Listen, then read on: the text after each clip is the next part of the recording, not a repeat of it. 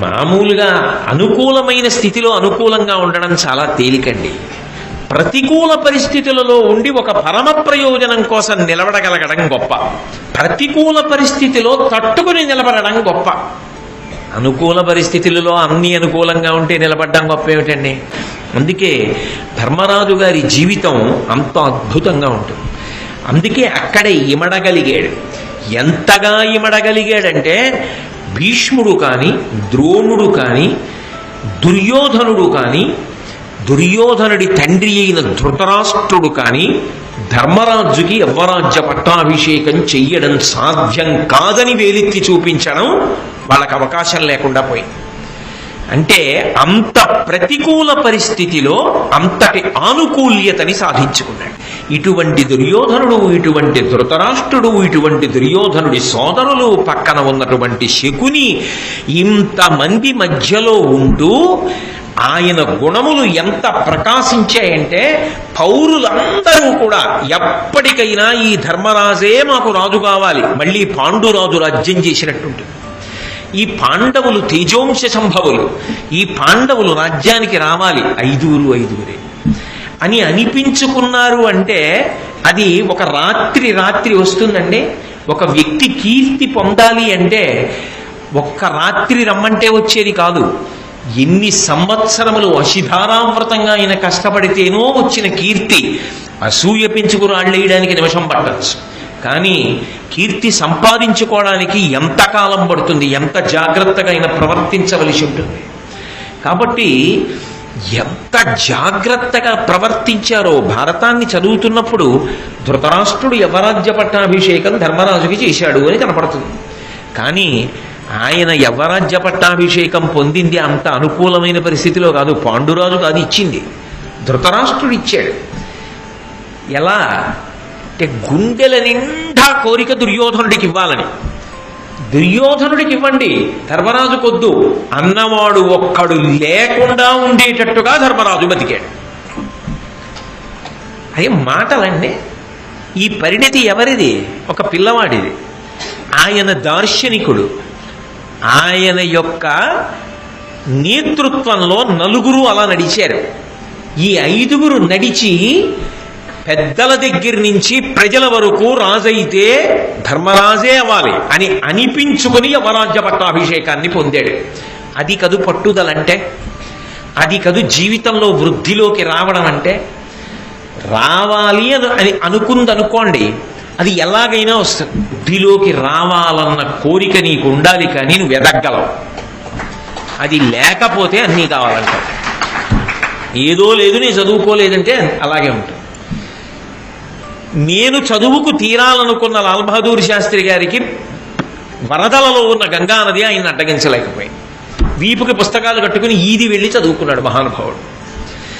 మనిషి జీవితంలో నేను ఒకటి సాధించాలి, నేను ఇది సాధించాలన్న సంకల్పం ఉంటే ఆ సంకల్పం ఏం చేస్తుందంటే దారులు వెతుక్కునేటట్టు చేస్తుంది. ఎన్ని ప్రతికూలతల మధ్యలో ధర్మరాజు యవరాజ్య పట్టాభిషేకం పొందాడు. భారతం చదవండి అంటే భారతం పదవీ విరమణ చేసిన తర్వాత అండి అంటే ఎందుకది? భారతం ఎవరు చదువుకోవాలి అంటే పెద్దలు చదువుకోవాలి, పిల్లలు చదువుకోవాలి. ఇది చదువుకున్న నాడు ధర్మరాజు గారు ఇలా బ్రతికాడు, మేమెందుకు బ్రతకకూడదన్న పూనికొస్తుంది. అంతేకాని అయిందానికి కాందానికి చిన్నప్పటి నుంచి ప్రతిదానికి నేరాలు చెప్పడం అనే ప్రవృత్తి ఎందుకు పోతుంది అంటే, పిల్లలకి ధర్మరాజు గారి కథ చెప్పారనుకోండి, ప్రతి చిన్నదానికి అమ్మ అన్నయ్య అని, లేకపోతే అమ్మ చెల్లి అని నేరం చెప్పడం పోతుంది. ఏదైనా గుండెల్లో పెట్టుకోవడమే. పెద్దవాళ్ల మనసుకి శాంతికి భంగం కలగకుండా మనం ప్రవర్తించాలన్న పూనిక చిన్నప్పటి నుంచి వస్తుంది. ఎన్ని ప్రతికూలతలు ఉన్నాయో అన్ని ప్రతికూలతల మధ్య తనని తాను నిరూపించుకుంటాడు. సబ్మెరైన్లో పనిచేసేవాడు. కాబట్టి అంత గొప్ప స్థితిని పొందాడు. ధృతరాష్ట్రుడికి వేరు మార్గం లేదు. ధర్మరాజు గారికి యవ్వరాజ్య పట్టాభిషేకం చేసి తీరవలసిందే. ఆ స్థితిలో యవరాజ్య పట్టాభిషేకం చేశాడు. అయితే గమ్మత్ ఏమిటి? ఆయన స్థాయి ఏమిటి? ధర్మరాజు గారిది యువరాజు. ఆయన ఇంకా సార్వభౌముడు గాడు, చక్రవర్తి గాడు, రాజుగాడు, పైన ధృతరాష్ట్రుడు ఉన్నాడు. కానీ అప్పటి వరకు ఆ రాజ్యానికి ప్రధానమైన రక్షణ ఎవరు అంటే భీష్ముడు. స్వచ్ఛంద మరణం వరముంది. గురువు పరశురాముణ్ణే ఓడించాడు. అటువంటి భీష్ముడు కాపాడుతుండగా దండయాత్ర చేయడమే హస్తినాపురం మీద, కురురాజ్యం మీద ఎవరు సాహసించాల. చరిత్రని మొదటిసారి తిరగరాశారు ధర్మరాజు సోదరులు. భీష్మ సహాయంతో కాదు, యువరాజయ్యుండి తన తమ్ముల యొక్క సహాయంతో వాళ్ళు నేర్చుకున్న విద్యాబలంతో రాజులందరినీ ఓడించి యువరాజ స్థానంలో ఉండి సార్వభౌముడిగా వెలుగొందాడు. నలుగురు తమ్ములు బలిమి దాలుగు దిక్కులనోర్చి రాజనందనుల దర్పమడంచుచు భురివస్తురాసులగుని వచ్చి ఈన్గుని విశుద్ధ యశోనధి ఒప్పే ధర్మజుండలఘుడు యవ్వరాజ్యయుతుడయ్యును పెంపున సార్వభౌముడై. అది నన్నయ్య గారి హృదయం. అది ఎంత గొప్పగా తనతో నడిపించుకోవడం అన్నది నేర్పాడంటే, తండ్రి బిడ్డల్ని నడిపించాడంటే సహజమైన ప్రేమ.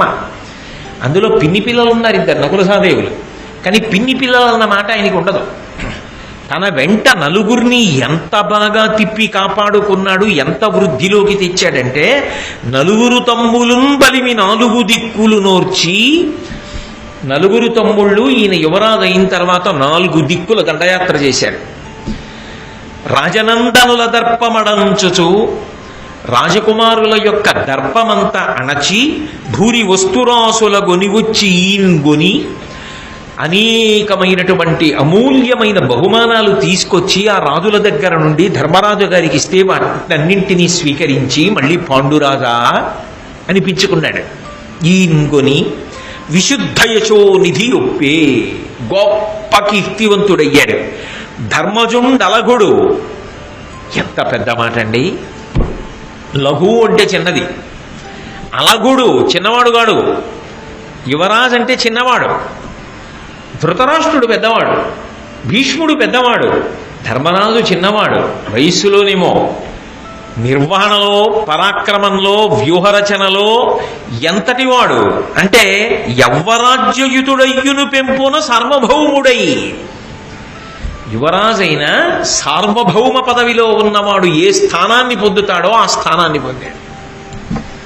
నలుగురు తమ్ముళ్ళని 4 దిక్కులకి పంపించి అంత గొప్పగా రాజ్యాన్ని విస్తరించి పరిపాలన చేశాడు. సహజంగా ఇది ఎవరికి కంటకప్రాయం అవుతుంది? దుర్యోధనుడికి కంటకప్రాయం అవుతుందా అవదా?